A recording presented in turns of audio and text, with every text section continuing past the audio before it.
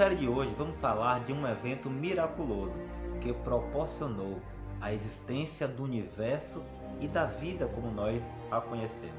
Talvez você esteja pensando que eu venha trazer a proposta criacionista ou uma teoria paralela a um segmento religioso, mas não é disso que eu quero falar. Vou falar do evolucionismo. É isso mesmo. Essa proposta que traz a ideia de evolução através de processos não guiados. E para começar, eu quero te mostrar uma fala de um famoso físico brasileiro chamado Dr. Marcelo Gleiser.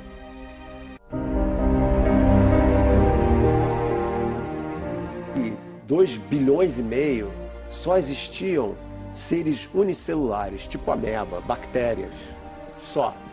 Então, a vida que existia na Terra durante quase que a história inteira da Terra era uma vida só de bactérias. Aí, mais ou menos há 1 bilhão de anos atrás, seres começaram a se juntar e formaram seres multicelulares, tipo essas esponjas marinhas que a gente também usa para tomar banho e tal, que são mais ou menos colônias de bactérias, né? E aí, há mais ou menos 500 milhões de anos, teve o que a gente chama de explosão do Cambriano, que é um período lá a gente divide em períodos, né? Cambriano, que de repente surgiu uma porção de outras formas de vida, mais ou menos de repente, na história da vida é tipo entre 50 milhões de anos. Surgiu uma porção de tipos diferentes de vida e daí a coisa pegou. Tá? Mas qual a provocação? Ninguém sabe. Não, se sabe sim. O que aconteceu foi o seguinte: as bactérias que dominavam a vida aqui descobriram uma coisa sensacional. Elas descobriram o que a gente chama de fotossíntese, que é a maneira como as plantas respiram, que é elas usam a energia do sol para poder gerar todas as reações químicas que elas precisam, transformando gás carbônico em oxigênio, certo? Então e essas bactérias descobriram a fotossíntese há mais ou menos 2 bilhões de anos atrás. Resultado, elas começaram a gerar uma quantidade enorme de oxigênio. Elas que transformaram a atmosfera da Terra. Então essas bactérias transformaram a atmosfera da Terra numa atmosfera rica em oxigênio. Então quando surgiu esse oxigênio todo, a vida pôde se complexificar porque existiam maneiras metabólicas para que isso acontecesse. Então essas bactérias transformaram o nosso planeta e, como resultado, criaram as condições para que formassem a vida mais complexa. Então, 500 milhões de anos atrás, isso daí chegou num pico. A coisa foi embora. E aí, a vida se tornou fase 2, complexa, multicelular, mas não inteligente. Tá aí os dinossauros. Complexos, mas não inteligentes. 150 milhões de anos eles viveram aqui. E, pelo que a gente sabe, eram bastante burros, né? Não inventaram telescópio, rádio, nada disso, né? O darwinismo não tem que não, entendeu? É incontestável. O darwinismo não tem que não, entendeu? É incontestável, vamos dizer assim. Mas isso mostra o quê? Que a nossa história aqui na Terra é resultado de uma série de acidentes.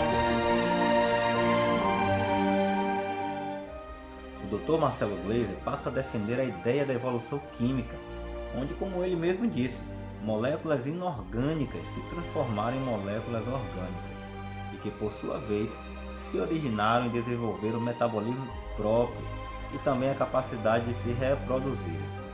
Veja, temos uma importante lei científica chamada da biogênese, embasada nos estudos de experimentos do Dr. Louis Pasteur, um microbiologista que viveu nos tempos de Darwin.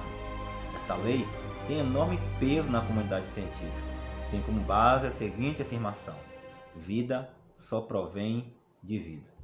Observe como a afirmação do Dr. Marcelo Gleiser contraria esta importante lei, dizendo que matéria inorgânica gerou matéria orgânica, ou seja, o sem vida gerou vida. Fica a pergunta: a não vida pode gerar vida? E matéria inorgânica gera matéria orgânica? Totalmente incompatível com a lei da biogênese. Mas por que isso não é passado para as pessoas ou nas escolas? Uma outra dificuldade com a proposta evolucionista é a macroevolução. Essa tem enormes complicações.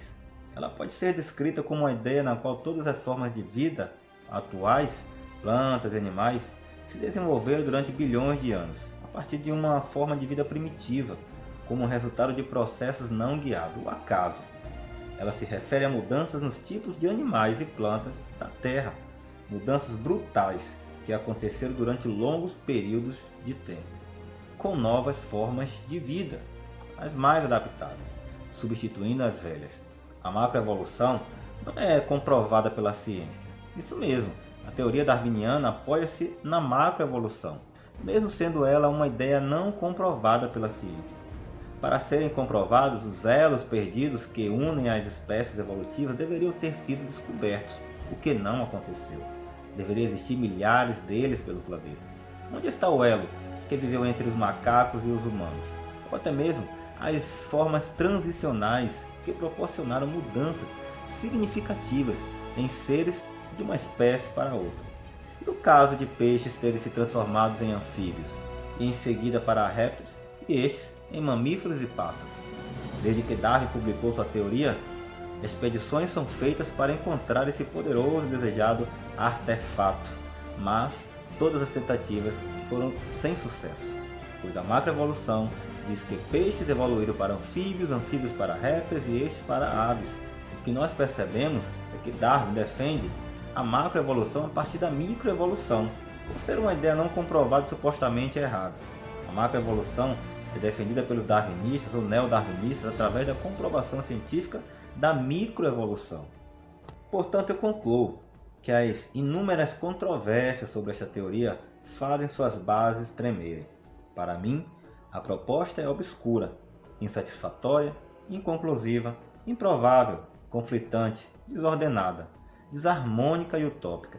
Acreditar numa hipótese que atribuiu o acaso para o mais belo produto da existência, a vida, se podemos dizer assim, com provas que são largamente insuficientes, não me parece lógico. Num pequeno exemplo, eu diria que, se alguém pudesse encontrar uma casa na Lua ao visitá-la, estou certo de que concluiriam que alguém inteligente a fez, pois não é normal aparecer em casas prontas, com instalações hidráulicas e elétricas na Terra, muito menos na Lua, onde as condições físico-químicas são extremamente diferentes. Neste caso, optaria por investir na hipótese de quem a teria feito, e não na de como teria surgido. Concluo, portanto, que o naturalismo filosófico não seja a melhor explicação para a origem de todas as coisas. E para fechar este bloco, o Dr. Chandra Mazind, cientista ateu, professor de matemática aplicada e astronomia da Cardiff University, Inglaterra, e membro da Royal Society, disse: ao contrário da noção popular de que só o criacionismo se apoia no sobrenatural, o evolucionismo deve também apoiar-se, desde que as probabilidades de formação da vida ao acaso são tão pequenas que exigem um milagre de geração espontânea equivalente ao argumento teológico.